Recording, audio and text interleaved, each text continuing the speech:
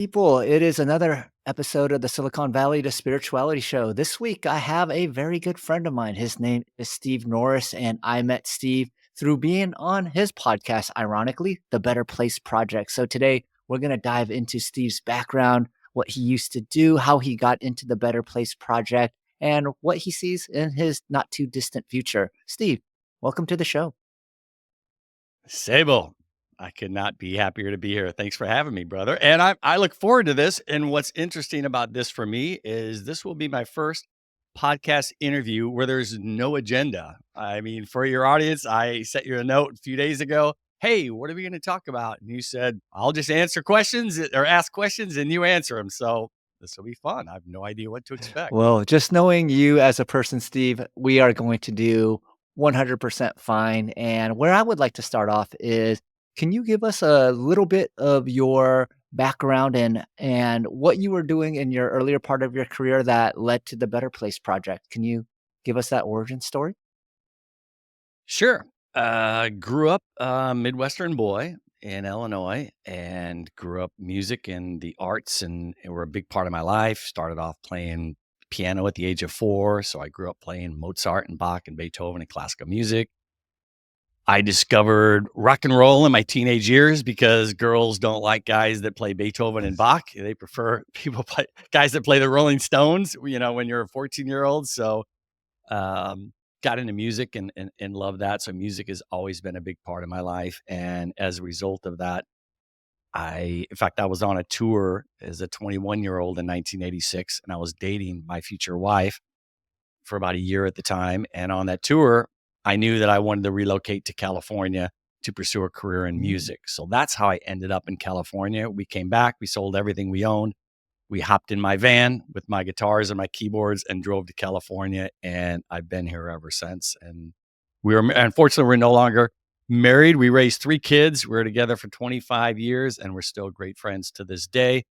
But when my first child was born, I realized I really didn't want to be on the road and be absent. I'd put out an album in 93 and it was released in 94. I was signed to a small record Wow. label, which was a big deal in the 90s.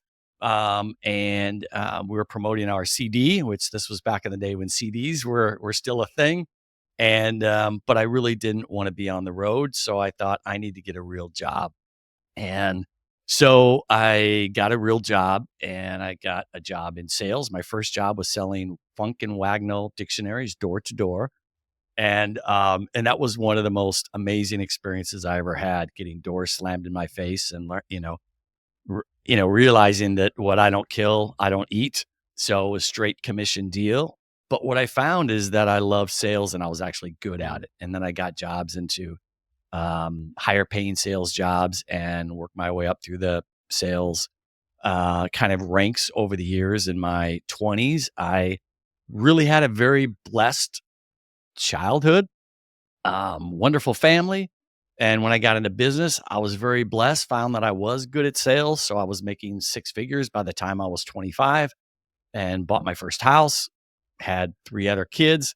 And the career was really, really doing well. I spent about 12 years with a graphics distribution company selling like hardware and software, big ANC routing systems for the outdoor advertising industry. But was a little disillusioned and went off and launched a tech staffing and consulting Mm. company with my brother. And that was about 24 years ago in 2000.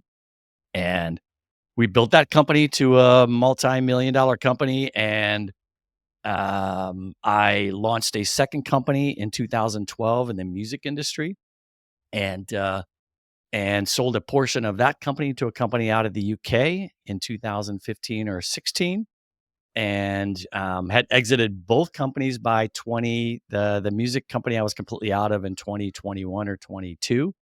But in my time with the IT tech company, I spent a lot of time in Washington D.C. on Capitol Hill. I was on the national board of a trade association that served the IT tech consulting industry. So I met a lot of peers in the industry. I learned a lot about how the ins and outs of Washington work, and and developed a lot of relationships in that industry. And But like I said, I exited that industry about around 2015 or 16. Still kept in touch with good friends over the years while I still had the music distribution company. And about 2 years ago, the CEO of that company reached out and asked me to start, get involved as a consultant doing mergers and acquisitions in that space, and I love that. We can talk a little bit more about that if you like. But to get directly to your question about Better Place Project, um, it was 2020, the fall of 2020, in the heart 6 months after everything had been shut down, no vaccine in sight. The world is going haywire with divisiveness and, vaxxers versus maskers versus anti-maskers, schools open, schools closed, and it was just really, really ugly. I was in Illinois visiting family. I planned on going there for about 3 weeks, but then COVID got worse. They shut things down even more here in California, so I ended up staying there for, like, 3 months, and I'm walking the streets of Springfield, Illinois, one afternoon talking to my daughter on the phone, and she says, "Dad, you love to talk," as you've already seen in my podcast. You asked me one question, I won't shut up. But, but she said, "You love to talk, you love people, you have a curiosity for the world. Why don't you start a podcast?" And I had actually thought about it prior to that, but I always thought I would do a podcast about wine. I'm a big wine lover, and I've traveled the world in search of good Bordeaux's or Malbecs from Argentina, or Brunellos and Barolos from Italy and whatnot. So, but when I hung up the phone with her, I realized really quickly two things. I had a hunger and just and such a strong hunger and a thirst for goodness in the world.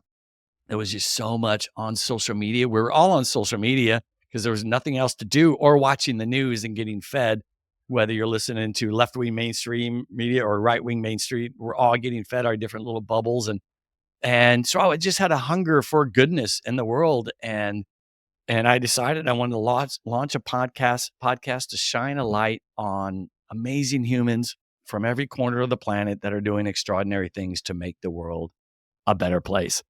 And the second thing I realized is I wanted to do it with my daughter. So I called her back and said, "Hey, I'm going to do it under one condition. Will you be my co-host?"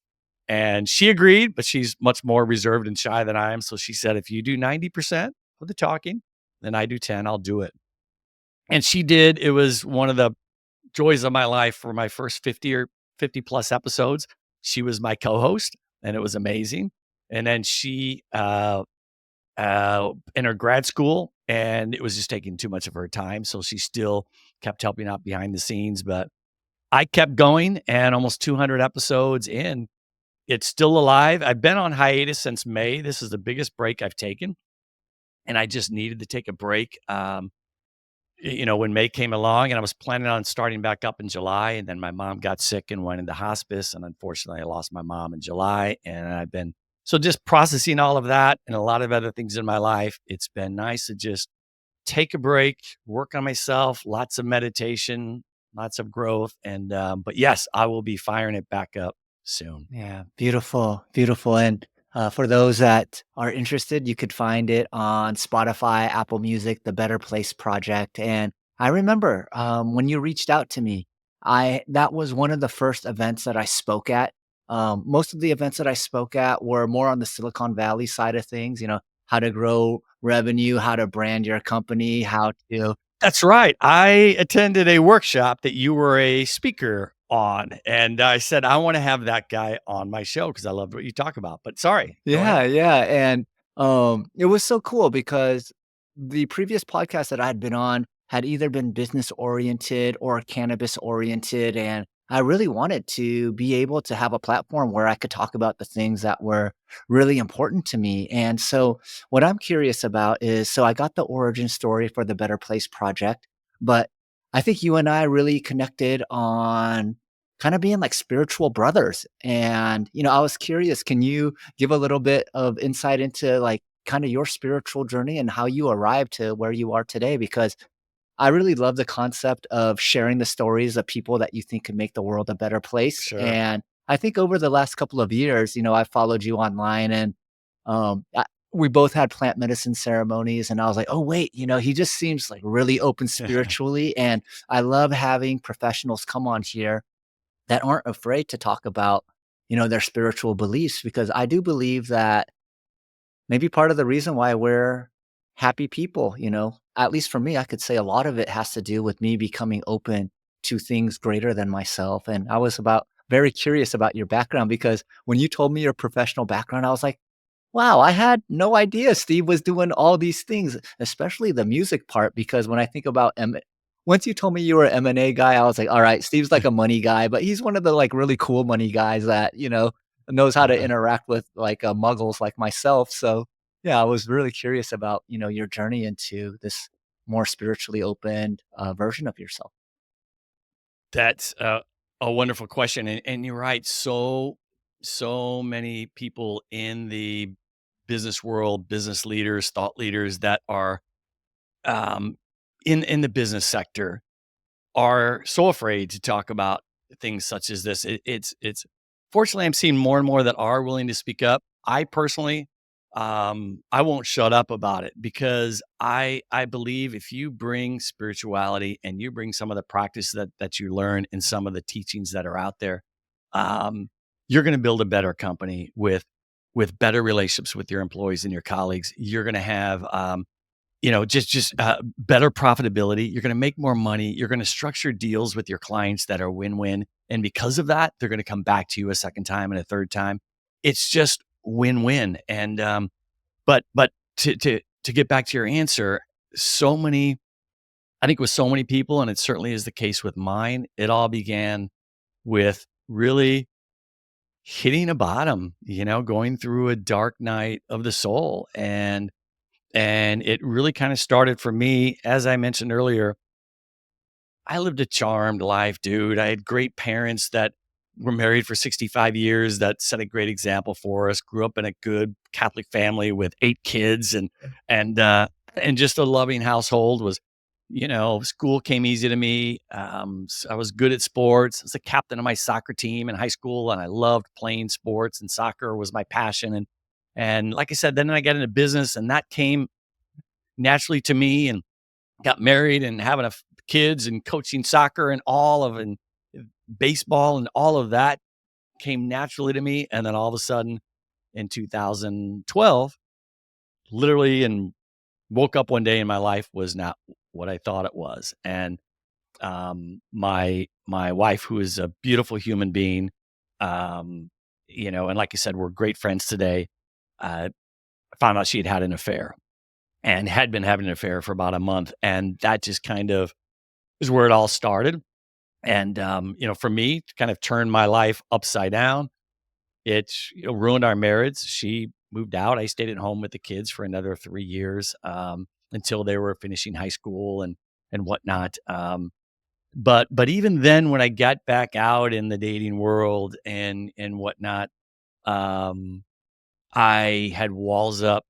I had trust issues. I would not open up my heart again. So I went from one where as soon as relationships would start to get serious, 3 months, 4 months, 5 months in, I would run for the hills and cut bait. And it was just over time. And then had a situation with the music company that I told you about that had another betrayal of trust from my business partner, who was one of my best friends on the planet. I mean, we spent years building this company from scratch into a company that we're getting close to having our multi-million dollar exit, where we would both get our big exit checks. And I discovered that he had been stealing from the company, and he stole, a lot of money and fled the country with that money and destroyed our and that was like and there were a series of events like that it just seemed like a dark cloud was following me. And one of the things I really wanna point out, so first of all, that's what started it all. It's like, why is this shit happening to me all of a sudden? My life was just on this trajectory of nothing but good things year after year after year to nothing but, in fact, I would even say that sometimes, it just seems like a dark cloud. One thing after Wow. another was going wrong in my life. Financial setbacks. I owned a bunch of real estate and selling that off in the divorce. And it was just a shitty few years. Horrible. And so I turned to things such as meditation and turned to starting reading some spiritual books, kind of to so I wouldn't kill myself, to be honest. And I had 3 reasons not to. You know, my 3 kids who are beautiful young adults. And by the way, I'm so excited. I have my first grandbaby on the way in January. Wow. So much to be thankful for. But but so that's where it started. And so how that ties in with the podcast. So as I told you, I launched the podcast to shine a light on humans all over the world that were doing extraordinary things. So if you look back over our catalog, you'll see that episodes, the first 50, 60 episodes are interviewing CNN heroes of the year, amazing humans from countries all over the world. You know, a 75-year-old New York Times had a big story on a 75-year-old woman in Berlin, Germany, over spray painting love and hearts over Nazi hate speech in Germany. And she'd been doing it for 35 Wow. years. So doing episodes with people like that. And I brought in a German translator to interview on the show. But it was all about people doing that. It started foundations that were helping people experiencing homelessness, solving problems with maternity and healthcare. But then something interesting happened.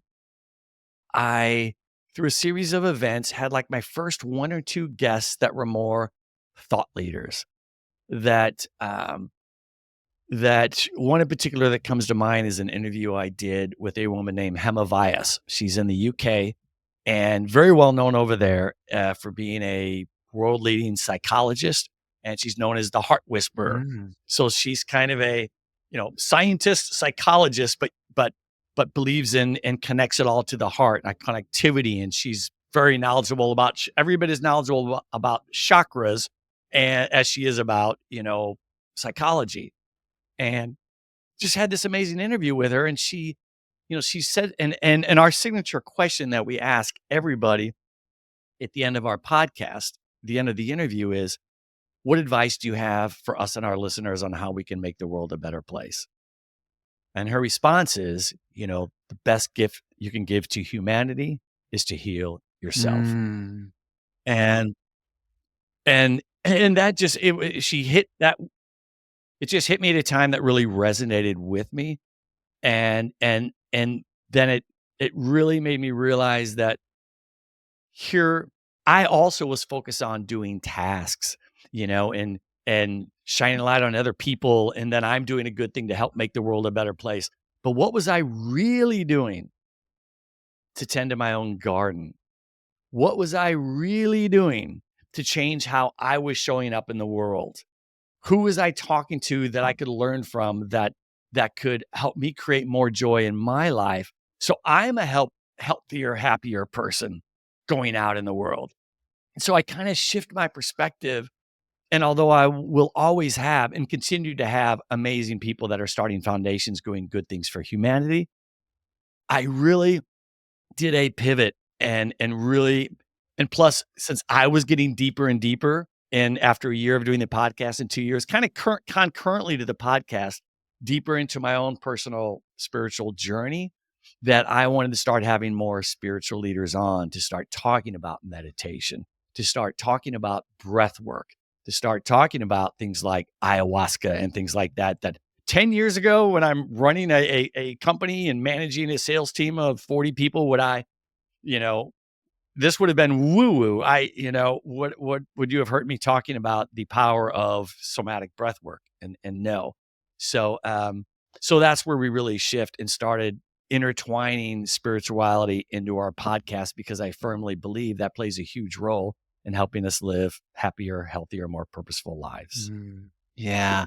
Wow. Wow. Thank you for sharing that with me. And what that woman had said, I shot a podcast earlier today and I asked a similar question that you asked, except I just asked that, what's the last thing that you want to leave our listeners with? And she said that there will always be war, there will always be conflict, there will always be divisiveness in the world. if that is within ourselves. And so it was the Amen. exact same thing that Amen. she said, and she said it the same way I said it to you. So as I'm saying these, I was watching your reaction because I was like, wow, she kind of got dark all of a sudden. But then when she said, yeah, when it's Yeah, within yourself, it's going to be reflected in the outside. And, that principle actually shifted my coaching quite a bit because I was really trying to do all the things to empower people. Go get that new job, go get that new twin flame, go get that new car, that new house, and really, helping people achieve those things. And what I realized was, there was benefit to doing that because I think it helps empower people. Like I could do it. But what I had of course. noticed was, yeah, once they got that, they were still kind of their same selves. They just wanted something else after that. And I could see like, Exactly oh, right. wow, this type of coaching that I'm doing, it's effective for like hitting goals. But if you wanted to make like deep internal change, there would have to be something different. And, you brought up ayahuasca. And what I loved about what you brought up, it really reminded me of my ayahuasca experience because I went into it wanting to fix all these things for other people. And while I was going through it, I was like thinking about these other people and how I wanted to help them. And Mother Aya was like, no, no, you focus on Mm, yourself right here, right now. Like there's no other sure. people that you need to focus on. This is for you. And it really kind of just opened me up in a way where I started realizing, oh, wow, like, I am good at healing other people, but when it's time to focus and heal on myself, I just kinda, don't really give myself, like, that same care that I give other people, so I really appreciated what you just shared. Yeah, no, and well said. The answers lie within, and like Deepak Chopra says, if our happiness is contingent upon anything that's out there that we don't have, that new job, that new soul partner, the new raise, $10,000 cash, whatever it is you're trying to manifest. That's kind of the buzzword that everybody's trying to manifest all these things in their life.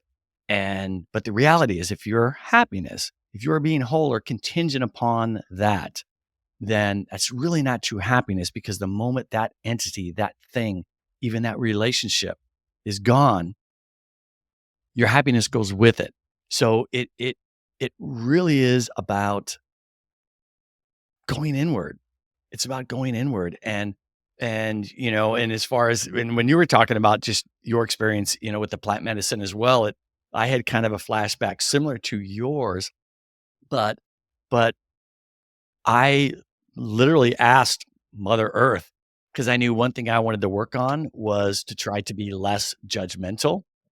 And and so I asked Mother Earth, show me being judgmental. Oh, wow. And it was like 100 feet high of millions of fingers pointing at me with these hideous heads, like mocking me, like showing me how disgusted they were with me. And then it just, became this kind of mosaic of fingers pointing at me, and that all vanished. And then there was one huge head and one huge finger like a mile away off in the distance. So I don't know if your camera can see this, kind of like that, like this big finger pointed at me, and then it came at me like at 100 miles an hour, right up to my nose, and with this huge 20-foot tall head looking at me, judging me, and I could feel the energy. And then it turned around and, like, threw off all these fractals off into, I had all these hallucinations of these fractals flying off, and it gave me a visual of the energy that I was putting out there every single time I was judgmental of someone. First of all, it made me feel, that ripple that's going out there, that I'm putting out there. And so every single thought that we have when we judge somebody, when we're at a grocery store, when we judge somebody that cuts us off in traffic, when we get mad at them and we throw out that energy, we are contributing to the collective consciousness. And that affects the divisiveness that you talked about in the world. It starts with our own garden. Yeah. Thank you. Thank you. Um, I think most people, when I tell them judgment or being judgmental was one of the things that I wanted to work on as well. They're typically surprised when I say that because of how they see me behave, but I know internally, like, I'm a social guy, so I know, like, what social awareness is, so, like, I know people Sure. don't like judgmental people, so, like, if I feel the urge to be judgmental, I'll kinda scan the room and he'll be like, "Can I say this or cannot can I not say this?" And for the longest time, by not saying it, I thought, "Oh, I must not be judgmental." But then there was always like this like inner urge within me to do that, and I would just kind of like hide that from the public. And during the plant medicines have some really powerful way of like not letting you run away from the things that you're trying to suppress. Oh, And I yeah. had my own version of like that giant finger, and it was just like, yeah, just because you don't say it doesn't mean like you've solved like this judgmental thing. And it the interesting thing, Steve, it didn't show me any visuals.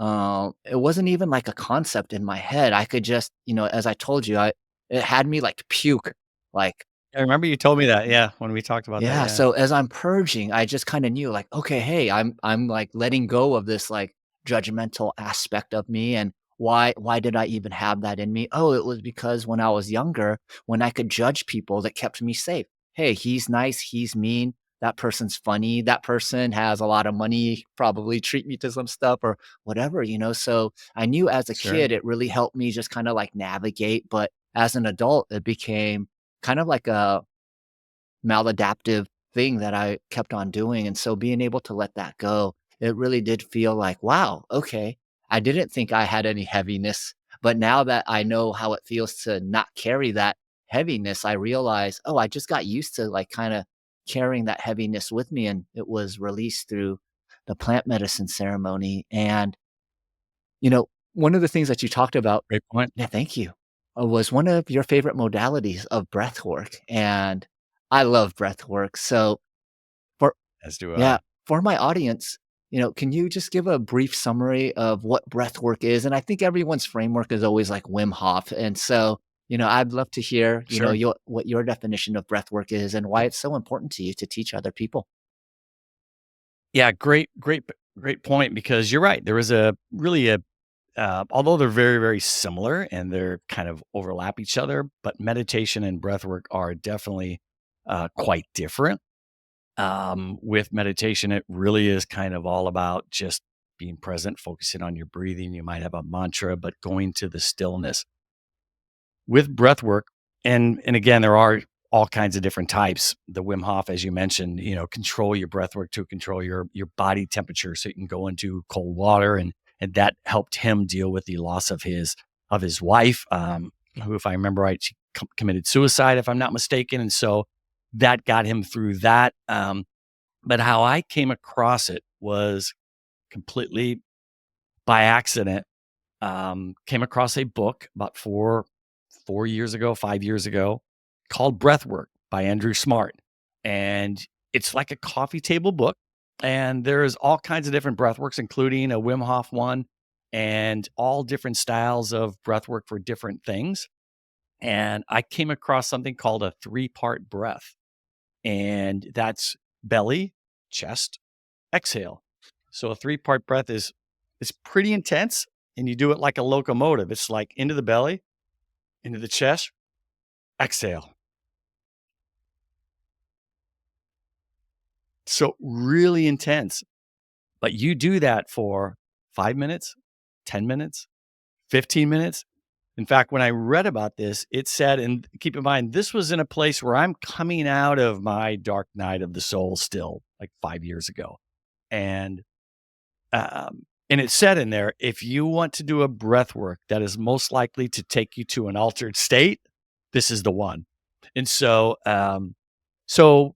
I laid down a floor mat and I put on some eye shades, or excuse me, a yoga mat, and put on some eye shades. And it said, try to work up to 30 minutes, but start at 20 minutes. So I set an alarm for, actually, now that I think back, I said, no, I'm going for 30. I'm going all in. So I set an alarm for 30 minutes and I started doing that breathing intense. And it really prepared me to be prepared for lobster claws, which is I don't know if you want to talk, about some of those symptoms, but yeah, all those, tingling. It's called tetany, is what it's called, but we can talk more about that if you want. But so it prepared me for some of the things that can happen, and I just pushed through it.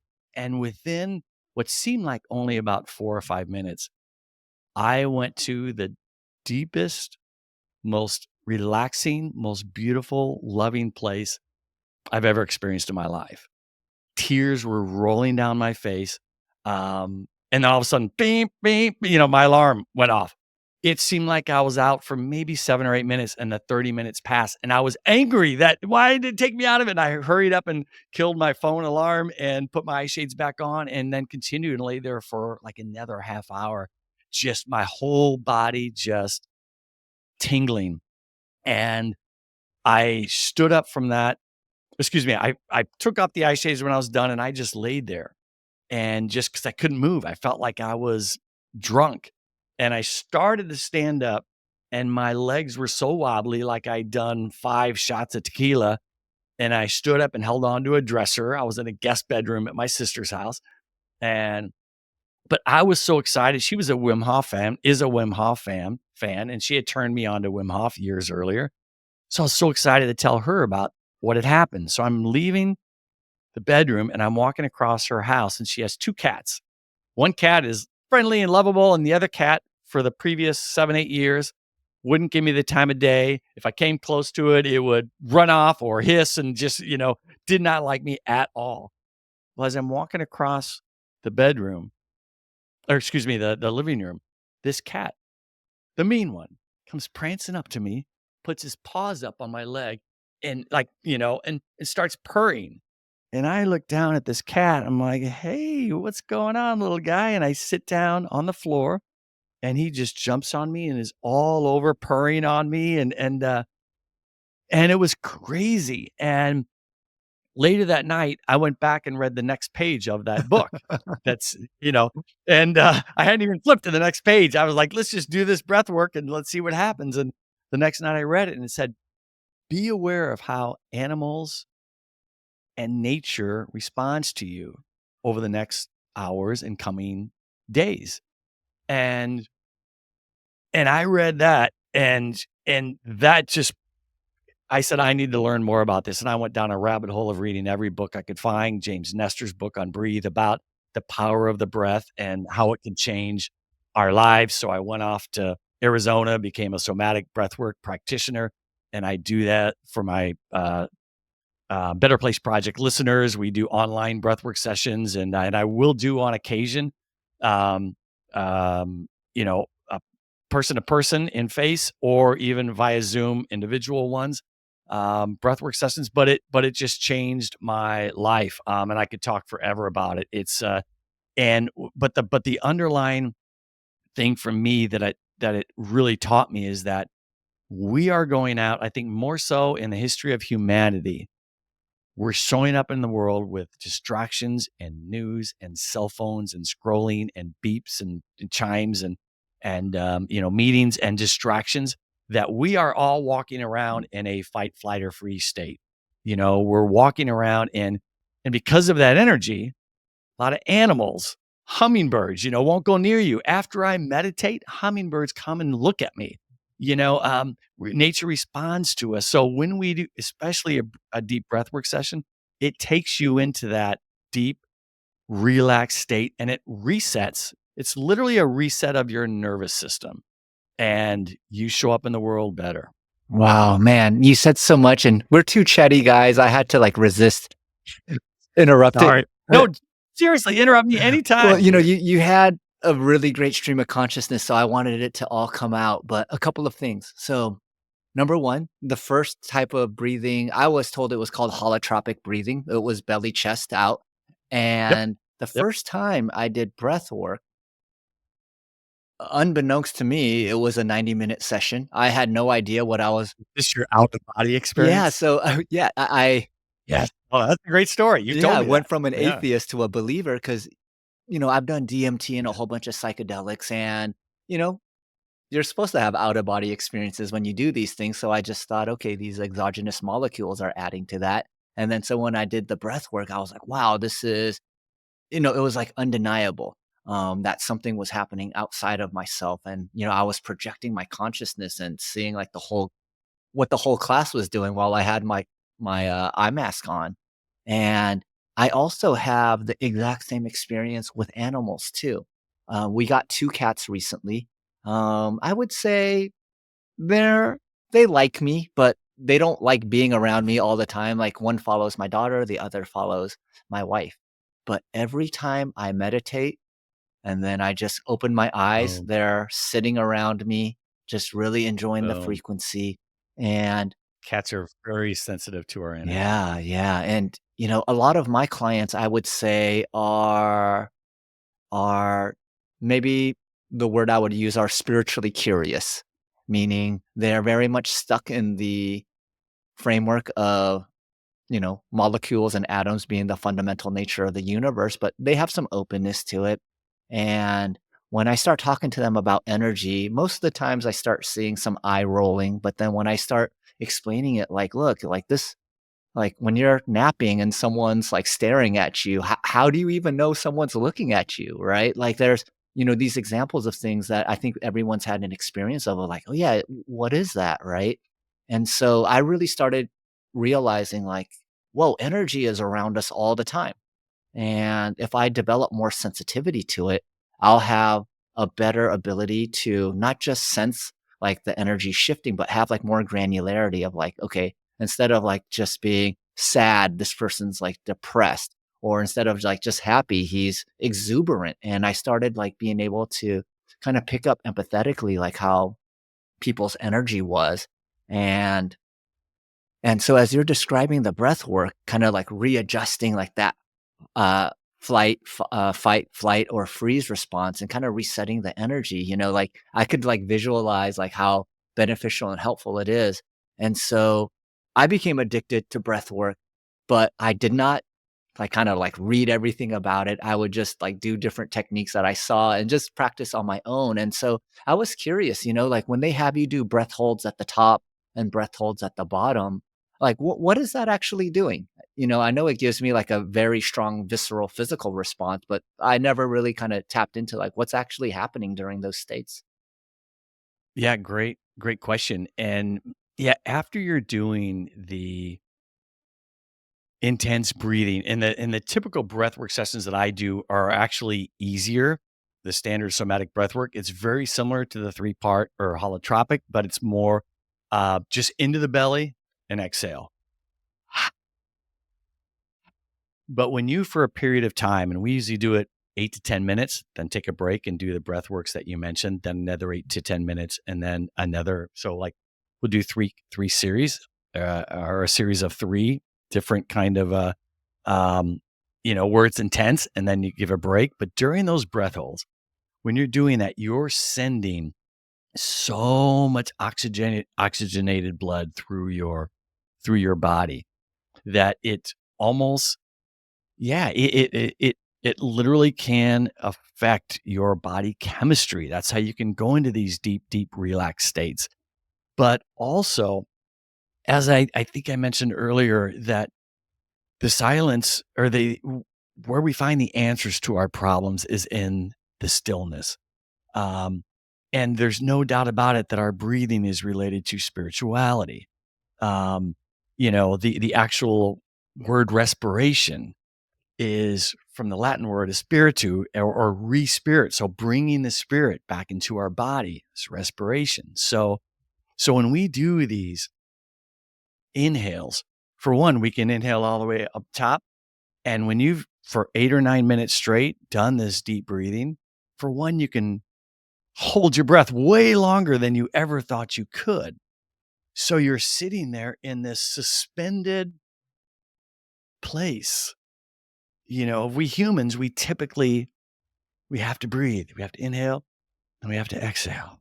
We have to inhale and exhale. But when we're doing this at a very rapid pace and we're pretty much hyperventilating, all of a sudden we can take that inhale and just sit with that moment.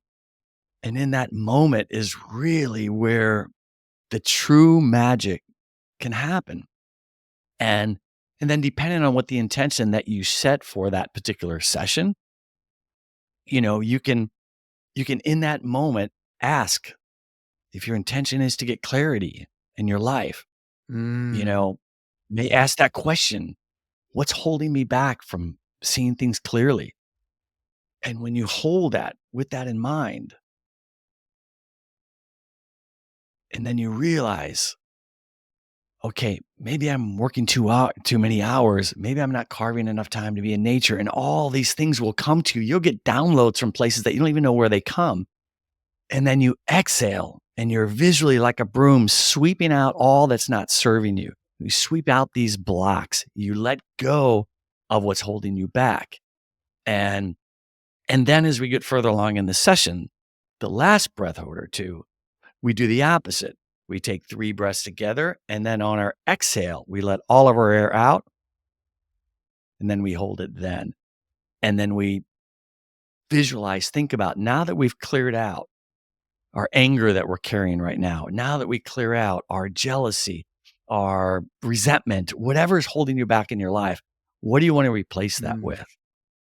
And while you're thinking about that, while you've left out all that air and you're thinking that, floating in this most magnificent place of relaxation. And then you breathe in what you want to replace it with. Breathe in gratitude.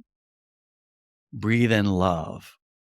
Breathe in compassion, or whatever it is that you want to enrich your life with. And how do you want to show up in the world? What do you need to breathe in?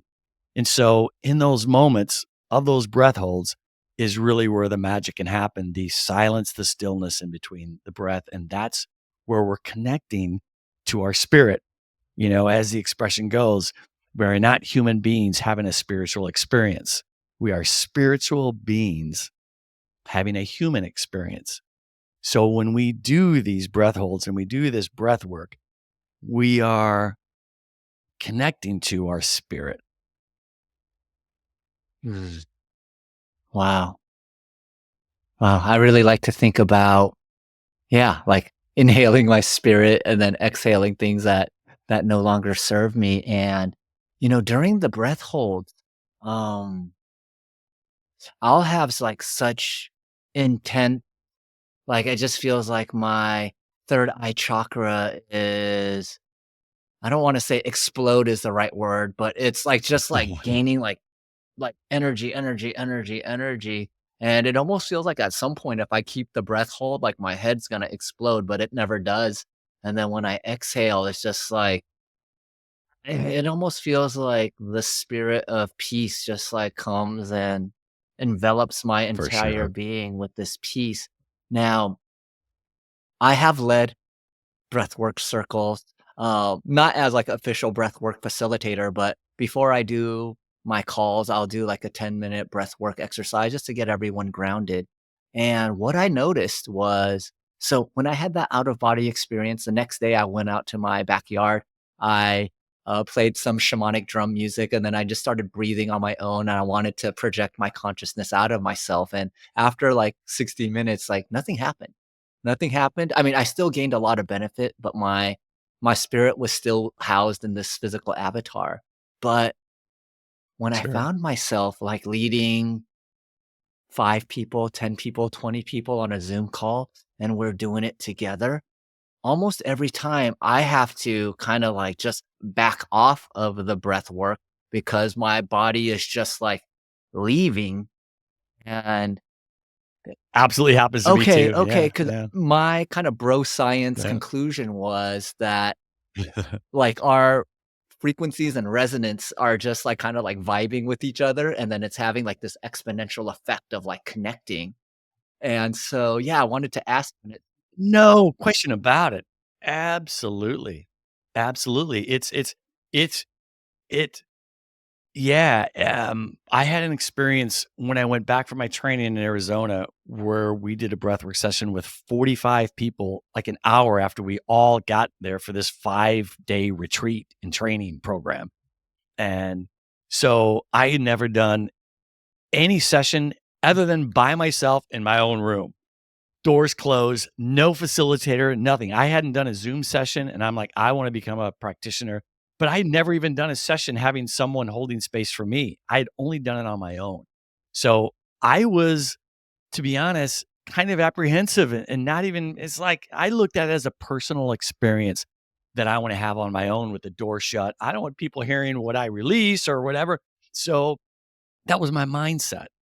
And so they talked to us for about a half hour, an hour, and they said, "Oh, we're going to do it." And like I said, 45 or 50 of us are in this huge room. And I'm thinking, all right, I'm sure I'm going to hold back. I'm probably not going to have that amazing experience. I don't even know these freaking people here, you know?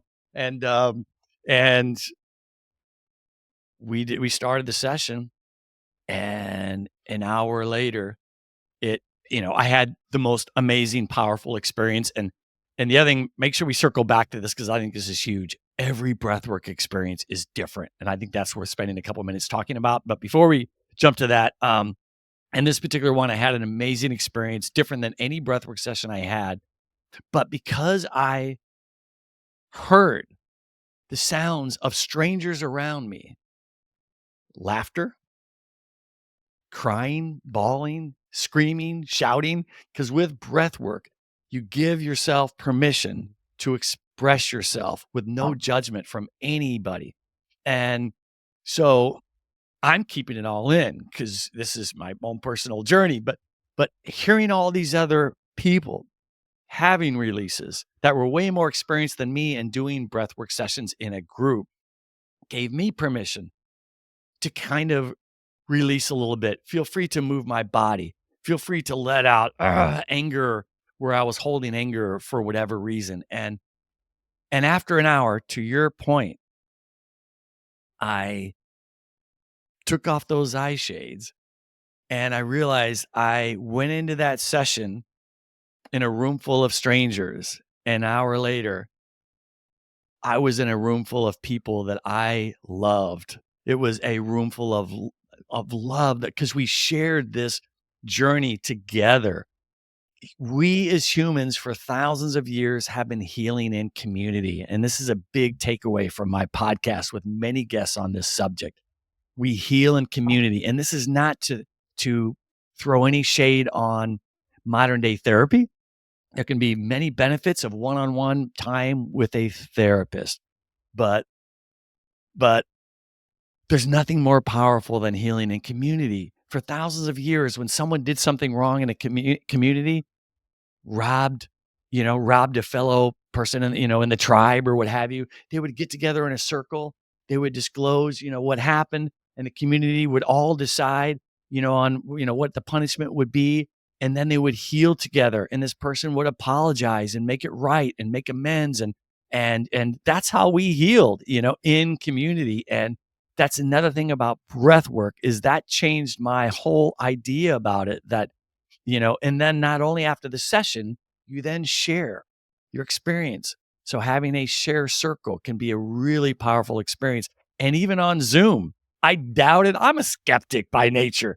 I'm a skeptic even by Zoom. I thought it's not going to translate to Zoom. And then I did my first session as a participant with like 300 other people on the call and had a mind-blowing Mm, experience.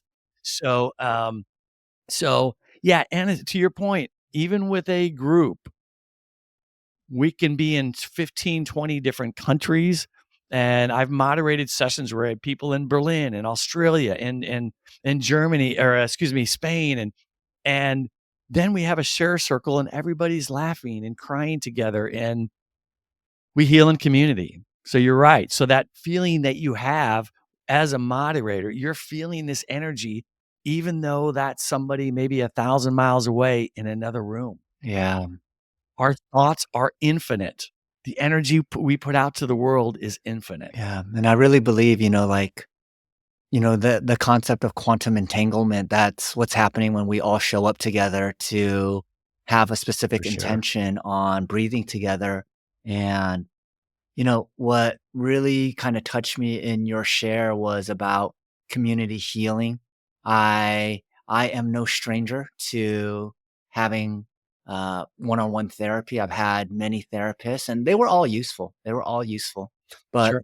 I think, when you talked about healing and community, it it kind of connected the dots for me in a way that hadn't connected before, which was I believe, based on coaching people, based on being in healing circles, is that what really people want is to be heard and not and acknowledged, and then also feel like they belong to something, And so I do Amen. believe that the one-on-one therapy is useful, but, puking my mind out in front of 30 strangers, it was so much more therapeutic for me to be that vulnerable, to just kind of show like how much I was struggling and how everyone was there to support me. It retrained my nervous system in a way that I don't think any like talk therapy could like conceptually I understood, yeah, let this go or have Yeah. gratitude or you are part of this group. Intellectually I understood those things, but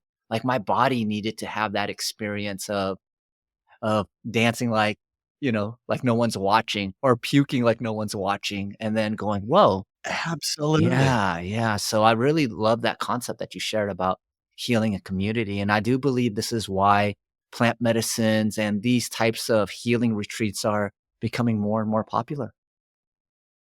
Yeah, and to your point, community keeps us alive. I mean, we know that statistically now. There's data that supports. There's data of blue zones of, one of the main determining factor. If you're going to live to be 100 years old, is do you have community in your life? Whether it be your immediate family, whether you have friends that you care about, whether you have people, a tribe. You're going to live longer if you have a tribe. It's good for the soul. So feeling a part of community is critical to our health and well-being. And you're right, sharing, whether it be doing an ayahuasca ceremony or sitting around a campfire with your friends and family, that's community. Yeah, yeah. Well, you did want to bring it back to how each breathwork session is different, and I'd love to explore that topic with you. Yeah, I think that's important. And the reason why I love to always bring that up is because, I've met people along the way that not only with meditation also, but also with breathwork that maybe go and try it, and they do one breathwork session, and they maybe did it a couple years ago, and it really didn't do much for them, or maybe they had a negative experience, and so they don't wanna do it again, and there can be a million reasons why you might have a negative experience, and and so that's why I always wanna really point out that every journey is different, and you can go into it with an intention, and but the bottom line is the universe is gonna show you what you need to hear, and that's very true also, as you and I have talked about before, plant medicine. You can go into it thinking, "I want this to happen," and Mother Aya is gonna say, "Yeah, no, this is what you need to learn, today or tonight." But yeah, it's the spectrum of experiences that I've had, it's I cannot tell you how vast that is between one session to another of my personal sessions of being someone who's just a participating as a breathwork participant or a facilitator with people that I've done multiple sessions with. And experiences such as just having deep joy and love, coming to me, to having, deep sorrow for, the loss of a loved one, to venting anger and releasing stress that I've been carrying for something that's been happening to, and I don't want to freak people out here because this freaked me out when it first happened, to having someone that has passed away come to me. And I'm not in any way, someone, especially growing up throughout my life, that, wants to have anything to do with communicating with someone that has passed, and that happened to me, and it, scared the bejesus out of me, um, freaked me out. I said, "I don't wanna be a medium. This is not where I wanna go with this spirituality thing," and this is the example that I'm talking about, that you don't know what you might discover, but and this was a few years ago, and but since that I've embraced it, and it's happened 4 or 5 other times in a breathwork session that a family member has come with a message, and I cannot tell you how much comfort it's brought to me and comfort that it's brought to others that I've passed a message on to. Yeah. So So it sounds like you accepted, being able to have this communication channel open. So I was curious, was it I did. were you just scared because it was different before? Or I feel like I would have been excited if a past one came and visited me. Well, for me, there was some if you wanna hear that first story, I'll share it with you. There's some complexity to it in that, I don't know, 10 years ago, maybe, I had a cousin who's much younger than me, committed suicide, and just, I wanna say in her 20s, very young, and, a horrible, horrible thing for the family, and, their family, like mine, was very staunch Catholic family, and so, um spirituality, woo-woo stuff is not stuff you really talk about. You go to mass on Sunday and you go to confession and you go to communion and, you know, you talk about, the Bible and things like that, but not so much spiritual things or people that have passed. And so she showed up and I was deep having this beautiful experience floating through galaxies. All of a sudden, whoop, she was Mhm. there. And and it freaked me out, and I went to withdraw.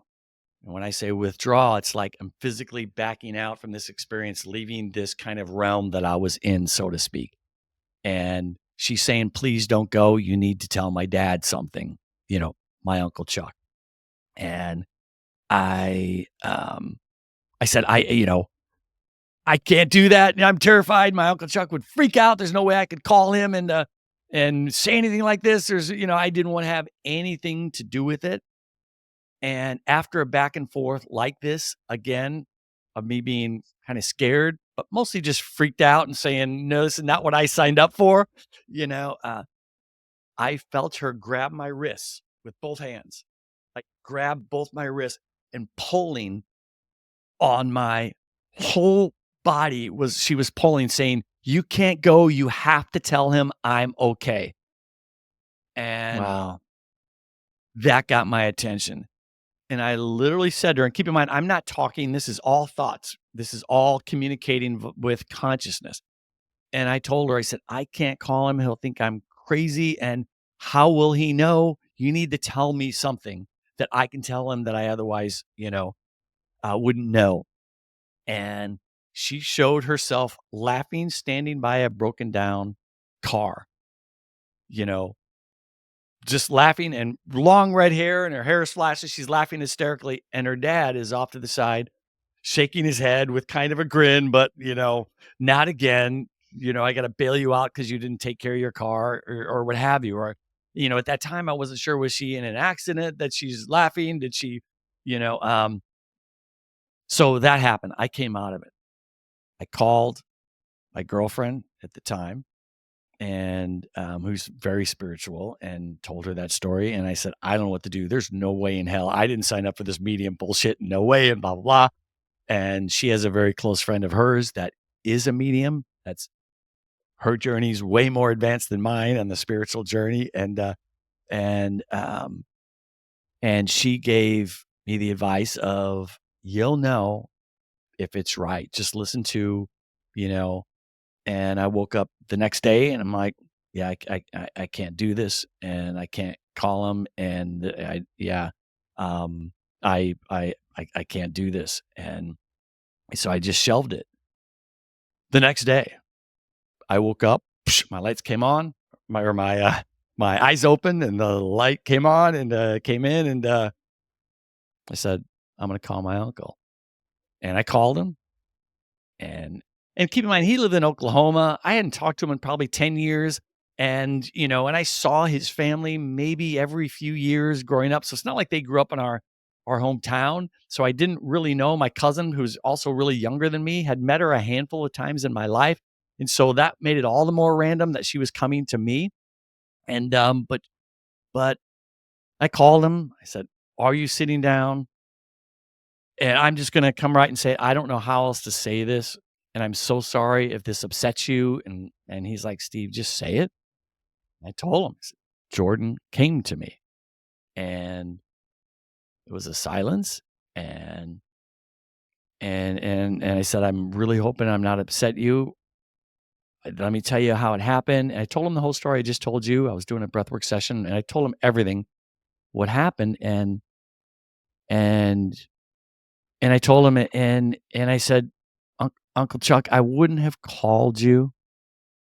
I was trying to leave her. What the reason why I knew I had to call her when I woke up that morning and I knew it was time, it was because of her physically holding my arms. That was real. And she, for whatever reason, needed you in particular to know. And I told her that she mentioned that she showed me a vision of her laughing by the side of a car, and and, uh, and you shaking your head with, just being frustrated but amused by your daughter. And, so first of all, it was an emotional, you know, few minutes, and he said, "I cannot thank you enough for calling me. Wow. I have been trying to reach her for years, Steve. I've tried meditation. I've tried so many things to connect with her to get I've begged her for a sign. Every day I beg her for a Wow. sign, and she's finally been able to deliver it to me and get to me through you." And he said, yes, she would never change the oil on her car. She would never fix things that I would say to fix them. And so I always had to go bail her out with her stupid car. And yeah, so that was just one example of something that happened in a breathwork session. Wow. And for those that are afraid to maybe go into a session of thinking there might be something that they don't want to happen, you can set an intention. And I will share, I had one negative experience, and this was early on, maybe only like the 4th or 5th time I ever did a breathwork session by myself. I was, by the way, I like to play with headphones and play like breathwork music, sometimes tribal music, sometimes softer meditation music. And all of a sudden, I'm deep in my meditation and I felt evil spirits. I felt just fearful and evil, like haunting, horrifying music was playing, and it took all my energy to rip off my headphones because I was such in a deep trance, rip off my headphones and rip off my eye mask and stay there and lay there like, "What the F just happened?" And I went over to my Spotify playlist. I'm like, "What did I screw up, and what was that?" And I went back, and the song was beautiful, wonderful music. There was Oh, nothing wow. evil or, you know I mean, what I learned from that and did, talk to people way more advanced than this is that yes, when you go into deep meditation, you're open yourself up to the spirit world. So there is, but what I was told, and Gabby Bernstein preaches this. I don't know if you're familiar with Gabrielle Bernstein, who's written a bunch of best-selling books on meditation and she preaches, and this is something that I say before I do a breathwork session, that when I'm opening this up to only Mm. those of the highest truth and compassion and love are willing to join me in this session. So and you can say, no spirit guides, I don't want any, are welcome in this session. And that will not happen to you. And sometimes I literally do not want to deal with any spirit guides, any coming to me. I just want to go into a deep, relaxed state. So I will set that intention and I'll say no one is welcome. And I never have any issues whatsoever. So for those of you that don't want to go down that path, you can just say, only guides of the highest truth and compassion. So you can let spirits in that are looking after your best interest to help guide you, or you can not invite any of them. Mm. Yeah, wow. And how long had your uncle been trying to communicate, um, with his It daughter? had been 8 to 10 years. Wow. Yeah, something like What a that. gift. Yeah, What a years, many, gift. many years had been trying. Yeah, and he and I've gotten much, much closer since then. So I've seen him quite a bit more since then. We've rendezvoused in Illinois when I fly back to see family, and yeah. Yeah, he's a wonderful, wonderful he and his wife are wonderful human beings, and so I felt honored to to be able to be that portal, for her to reach her dad. Um, And that all happened with breath work. wow, that's amazing, and, you know, I I feel so happy for your uncle having that type of closure or having that ability to I mean, when I just put myself in his situation, I just feel crushed, to think if I lost one of my children before I passed, so being able to Seriously. give him that gift is amazing, and, I had a similar experience. My sister Really? went to Hawaii with a friend, and they did a mushroom ceremony out there, and my sister's texting me, although when she's texting me, it's not in her, like, normal, like, way that she would text me. She was like, "Hey, bro." She never calls me bro. Um, and she's like, "Hey, I Right. got something that I need you to do." First she had said, like, a bunch of, like, really kind things about me, so I was like, "Yeah, this is cool, this is cool." Then she's like, "I need you to do something." And she's like, "I need you to, call, the owner of the shelter that you got your cats from." Her name happens to be Barbara. And she's like, "I want you to call Barbara." Your sister's Barbara or the cat's The Barbara? cat Or the owner of the my shelter? my sister's name is Angela, and Barbara is the name of the owner of the shelter. Owner of the shelter, And gotcha, then okay. she's like, "You have to call Barbara and thank her for giving you those cats." And I was like, "Okay, sure." And she's like, "And what you need to know is the reason why you have those cats is because her son influenced her to give you the cats." And I go, "Well," text back to my sister and I go, "Well, just so you know, her son passed away 10 years ago while he was building homes in a third world country." And my sister goes, "Yeah, I Mm. know that. That's that's why I'm telling you to do this." And then I'm just Wow. like, the exact same thing as you. I'm sitting Wow. there going, I gotta call someone that I don't really have a relationship with, but we do have a relationship, and tell her her dead Yeah. son was the one that influenced her to give me the cat. Wow. It's scary, Yeah, isn't it? it's very scary. So Yeah. and not only that, it was on a Sunday night, like, at, like, 9 p.m. So she's like, "Do it now. Do it now." She was very insistent to do it now. So Wow. I trust my sister.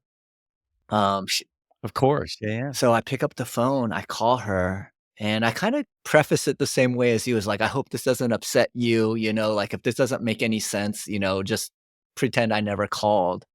And Yeah. she's just like, "I already know what you're gonna say." And I'm like, "Well, I'm gonna say it anyways." So I told her, and she just immediately starts crying. And, it was like this beautiful moment of she needed to hear that that day. She had got into some argument with her partner for the rescue and just was, like, feeling really down and lost. And her son was someone that sacrificed his professional career to, like, go get clean water in this country and build homes in this other country, and he ended Wow. up passing away while doing that. So she never had closure with him. And That gave me goosebumps. dude, it was Wow. nuts, man. And to just hear So did she tell you how she knew what you were gonna say, or did you get yeah, any she background she on just said that, she or had a feeling. She just had a feeling. And Wow. the cat that she gave us, is a cat called the Egyptian Mao, and I had no idea about cats, but when I Googled Egyptian Maos, apparently, like, they're native to Africa. It's what the African queens had around, and they're also, like, the rarest breed of cats. And so yeah, Really? so, like, I got a shelter cat that happened to be a Egyptian Mao, and Good for you. That's yeah, awesome. and so it was just this really beautiful moment that really validated that I wasn't like, my father had passed away when I had my spiritual awakening, so while I was having these amazing transcendent experiences, I also thought, "Well, maybe I'm just so wounded right now that, like, I'm accepting everything that's real, and this is just kinda make believe." But having, like, calls Yeah. like this, having you share your story, it really validated to me that, no, we're we're not exploring something that is like some woo-woo mumbo jumbo. It's actually remembering what our true essence is and being able to come from a place of abundance, gratitude, and a place where we feel connected to source energy and we're not separate. And when you told me that story, it just made me feel like so happy, not just for your uncle, but just happy in general that by doing this work, by healing ourselves, it's opening us up to these portals of knowledge where we could share these information with others and really brighten their day and give them something to be happy about. Absolutely, and you just kind of I don't know if it was intentional or not, but you just beautifully tied it into at the very top of the conversation when you mentioned about that you've done consulting on helping people gain this or that, and then when they do gain it, that they maybe don't, feel, they don't feel any different. It doesn't bring them the happiness that they sought, and and and the reality is, if we are in that place of joy and happiness that you were just referring to, and we are in that place of wholeness, and we are we are feeling joy in our life, and all these other things that we're trying to manifest, that's when they'll start to come. But so we need to take ownership of our own joy. We need to, in fact, Dr. Rich Blundell is a scientist, that I had on the podcast, and we did a 5-part series on the history of the cosmos. And you may think, what does that have to do with making the world a better place?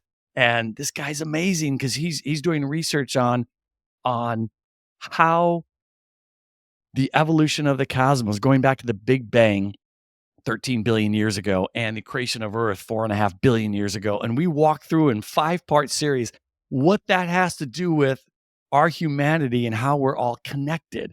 And we have these talks, and I'm saying, you're sounding awfully spiritual. He goes, no, this is science. This is science. But he's acknowledging that he's using science to point out how we are connected and how our consciousness affects Mm. how everything else that comes to us in the world. So yeah, I just wanted to point out that you're right. The more we are living in that state of bliss and joy and being present on this moment now, not worrying about what happened yesterday, not freaked out about what's going to happen tomorrow, but in this moment, that's when wonderful things are going to start happening in your life. Yeah. I do feel like science and spirituality are coming to a point where they're going to be one and the same. They are, aren't Yeah. they? Yeah. For sure.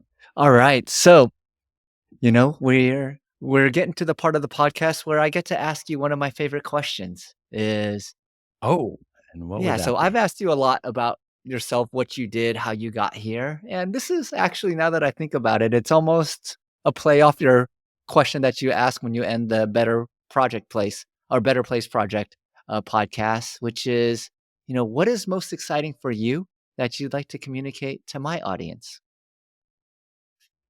What is most exciting to me? Wow, that actually is a really good question. I think the most exciting thing for me is taking on, and I just mentioned this a moment ago.